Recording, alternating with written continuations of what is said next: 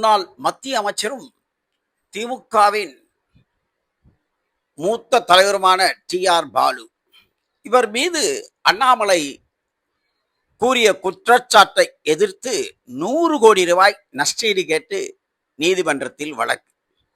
இந்த வழக்கு பலமுறை நடந்து வந்து கொண்டிருந்தாலும் நேற்று வழக்கு நடைபெற்ற போது டி.ஆர். பாலுவை குறுக்கு விசாரணை செய்ய நீதிமன்றத்தில் அனுமதி கேட்டார் அண்ணாமலை.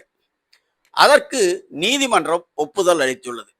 இந்த சூழலில் இந்த வழக்கு மிகவும் பரபரப்பான சூழ்நிலையை அடைந்துள்ளது. 100 கோடி ரூபாய் நஷ்டஈடு கேட்டிருக்கும் டி.ஆர். பாலுவிடம் அண்ணாமலை என்ன கேள்வி கேட்பார், அதற்கு அவர் என்ன பதில் தருவார் என்பதை பொறுத்திருந்துதான் பார்க்க வேண்டும். இதற்கான வழக்கு அக்டோபர் 13ஆம் தேதி உயர்நீதிமன்றத்தில் விசாரணைக்கு வரும்போது இந்த குறுக்கு விசாரணை நடைபெறும் என நீதிமன்றம் தெரிவித்துள்ளது.